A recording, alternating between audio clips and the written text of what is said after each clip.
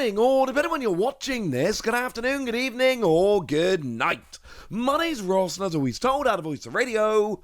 So today we need to take a look at what's going on with Destined Rivals. Destined Rivals has been out for a few weeks now.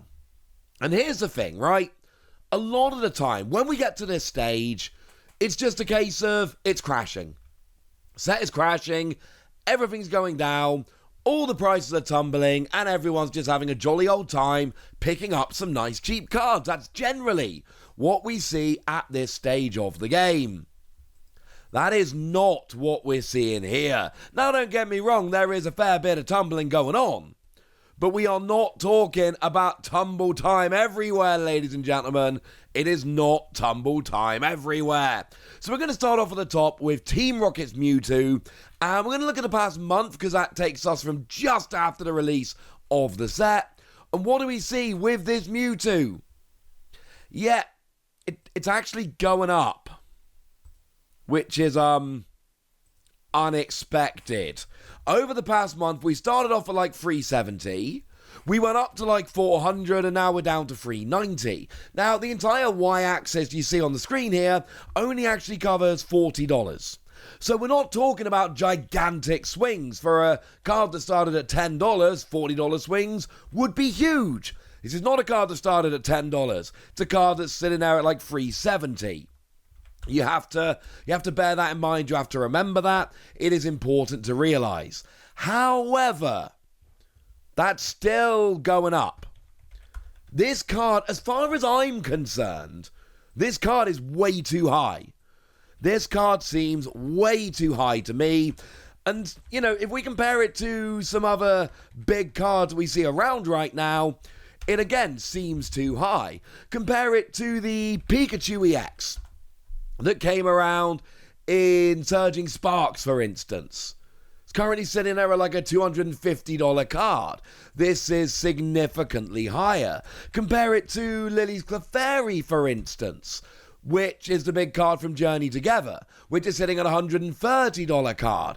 That is significantly less. Compare it to Sylveon EX, the second biggest card that came around from Prismatic Evolutions.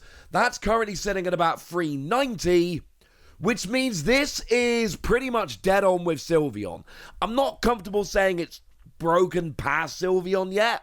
I think we are kind of tied. But the idea that this is tied with Sylveon is wild to me. Wild. Remember, Prismatic Evolutions, huge set. Absolutely gigantic set.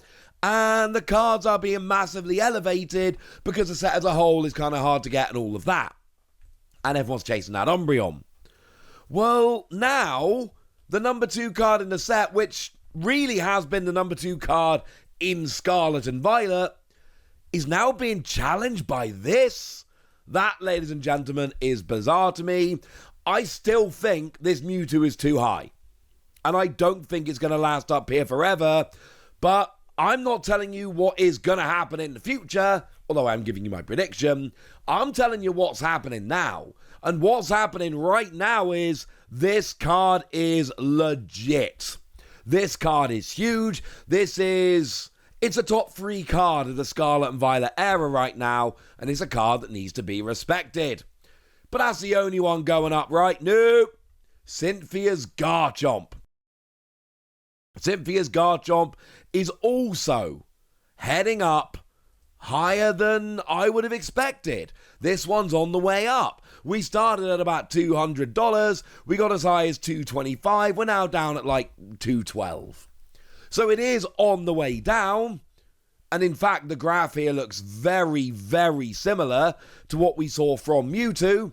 Big jump up on release and has since started coming back down. But make no mistake about it, this is higher than it was. This is not what we're supposed to see on the release of a set. This is generally not what we're looking for.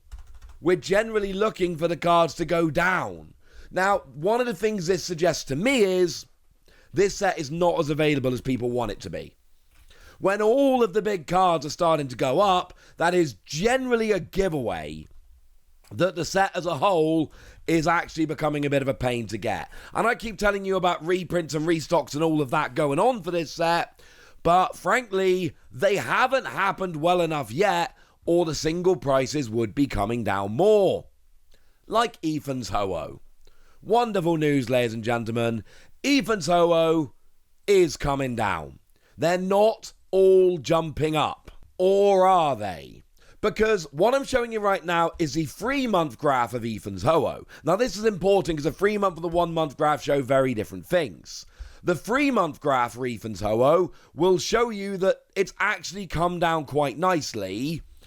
But actually what it's really showing you is that the initial price here was kind of absurd. If we look at the 1-month graph, however, it's going up.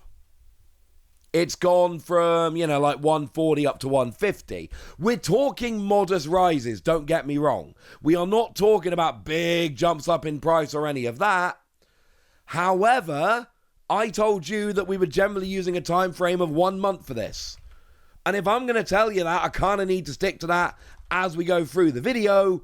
And what's happening here is that if we look at the 1-month graph, we're seeing a pretty steady rise. Oh. Well, would you believe it?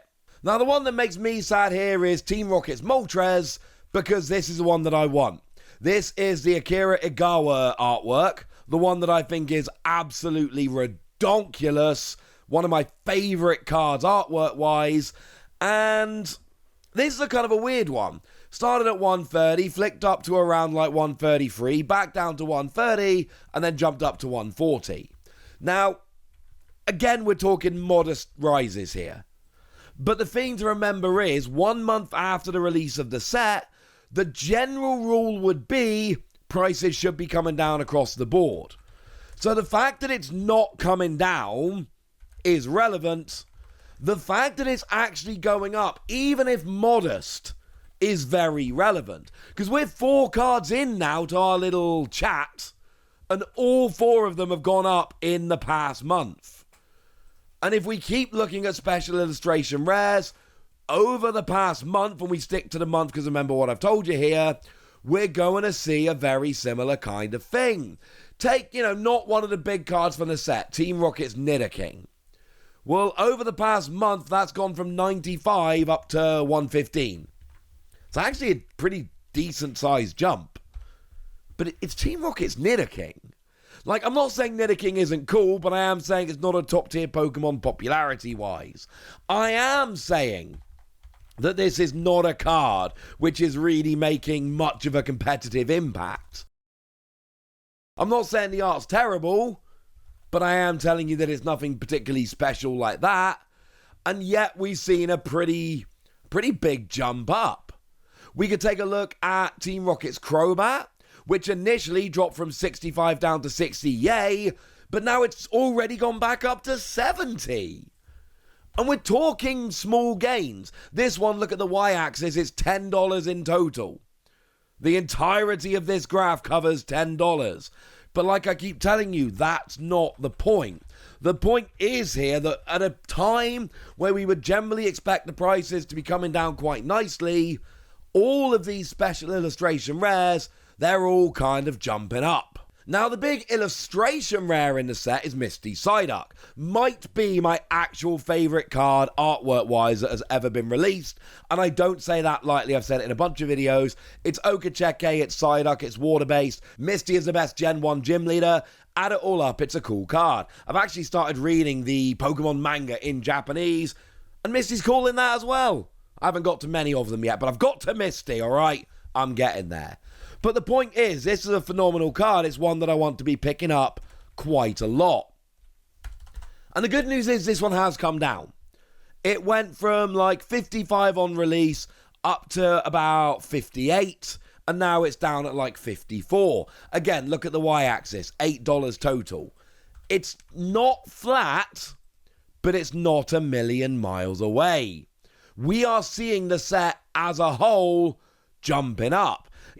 Take for instance Cynthia's Garchomp, the gold version. This has gone from $35 to like $50. This is a pretty significant jump up, and you'll notice that this has also been going up since release. This is just straight up. Now, I've already shown you one of the ridiculous pre-sale prices and how wrong that was. I don't think we need to keep going here. If I showed you all the rest of the pre-sale prices, you'd see that the ridiculous pre-sale prices were generally way too high. That's not what we're talking about in this video. We are talking about the fact that since the release, this set, the big cards in this set, have generally all just been trending upwards. And look, if you want some examples of ones that are going down, let's pick on Ethan for a minute, because we can have a look at Ethan's Typhlosion, which was like $44 on release and is now like $38. Again, we're talking about a pretty small drop here, but we are talking about a drop here. So this one has gone down, that is a thing.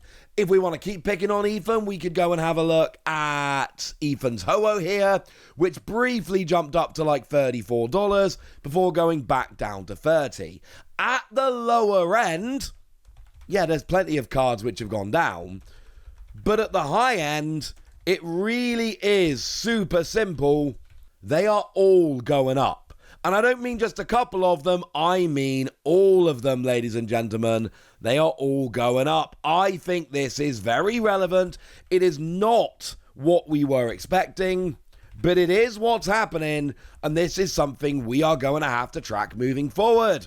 But I've told you all about it now, so now it's over to you guys. Tell me what you think about all of this. Tell me which cards from the set you've picked up. Tell me if there's cards you were looking to pick up, but actually now you might want to hold off for a bit. Go nuts in the comment section, but be nice! And then make sure you like this video, subscribe to this channel, follow me on Twitter at TheWasi. That's where we talk about Pokemon and a whole bunch of other card games.